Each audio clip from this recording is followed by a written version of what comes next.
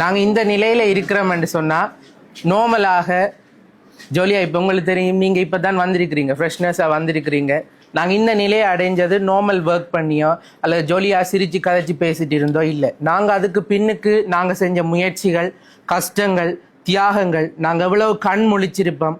சில விஷயங்கள் தெரியும், இப்போ சில பொடியனுக்கு தெரியும், பாடமாக்குற எல்லாம் நம்மளுக்கு எப்படி மாறாது, அந்த பயாலஜி எல்லாம் எப்படி படிச்சிருப்போம், அதுக்கு பட்ட கஷ்டம் எல்லாம் எங்களுக்கு தான் தெரியும். இப்போ எங்களுக்கு கடும் ஜாலியாக இருக்குது. ஆனால் பட்ட வேதனைகள் கொஞ்சம் நெஞ்சம் இல்லை, நாங்கள் கேட்ட கதைகளும் கொஞ்சம் நெஞ்சம் இல்லை. இப்போ நாங்கள் செகண்ட் ஷைல தான் என்டர் பண்ணியிருக்கிறோம். ஃபர்ஸ்ட் ஷைல எங்களோட அச்சீவ்மெண்ட் கொஞ்சம் காணாமல் இருந்திருக்கு. அதுகளுக்காக நாங்கள் பட்ட ஒரு வருஷம் பட்ட அவமானங்கள், மற்றது எங்களோட தாய் தகப்பன்மார், எங்களோட பேரண்ட்ஸ், மற்ற சமூகத்தில் அவங்க ஃபேஸ் பண்ண முடியாமல் அந்த ரிசல்ட்ஸ் வந்த நேரம் எங்களோட வீட்டு சூழல் பட்ட கவலைகள், எங்களோட பேரண்ட்ஸ் பட்ட கவலைகள் எல்லாம் எங்களுக்கு தெரியும்.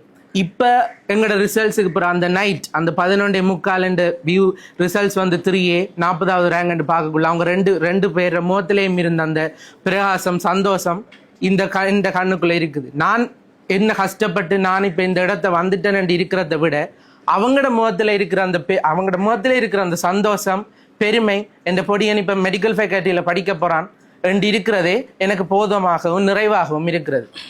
உங்களுக்கு இப்போ நாங்கள் கதைக்கக்குள்ள ஜொலியாகவும் ஃபன்னாகவும் என்னவங்க கூட இப்படி கதைக்கிறாங்க என்ற மாதிரி இருக்கு.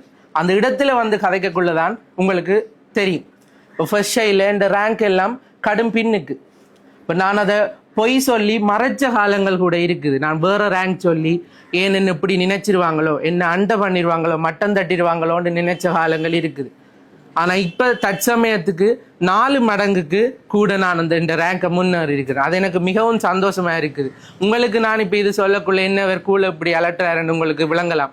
ஆனால் அதுக்கு பின்னுக்கு நான் போட்ட ஒர்க், நான் சில வேளை 3 மணத்தியாலங்கள் நித்திர கொண்ட காலங்கள் கூட இருக்குது.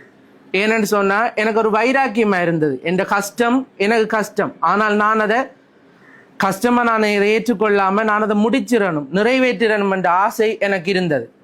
இப்போ நீங்களும் இப்போ வந்திருக்கிறீங்க. இப்போ நாங்கள் என்னத்துக்கு ஹார்ட் ஒர்க் பண்ணது நீங்கள் யோசிக்க தேவையில்லை. நீங்கள் படிக்கிறது மெஷர்மெண்ட்டாக இருந்தாலும் அதில் கூட உங்களுக்கு 1 கேள்வியோ 2 கேள்வியோ வரும். அந்த 1 கேள்வி 2 மார்க்ஸ் கூட உங்களோட ஃபியூச்சரை தீர்மானிக்கக்கூடியதாகத்தான் இருக்க போகுது. நன்றாக படிச்சு கொள்ளுங்க.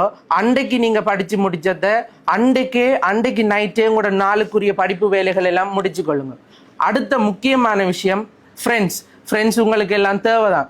எங்களுக்கெல்லாம் அப்படி நல்ல இப்போ எங்களை அநேகமான சந்தர்ப்பங்களில் நாங்கள் ஒதுக்கி வைக்கப்பட்ட இதுகள் தான் இருக்குது என்றால் உங்களுக்கே தெரிஞ்சிருக்கும். ஒரு லைப்ரரிக்குள்ளே நீங்கள் போகிறீங்க, ஸ்கூல்ல இருந்து படிக்கிறீங்கன்னு சொன்னால் நீங்கள் தனியே இருந்து படிக்கிறதையும் வித்தியாசமாக பார்க்குற சமூகம் தான் இப்போ இருக்குது.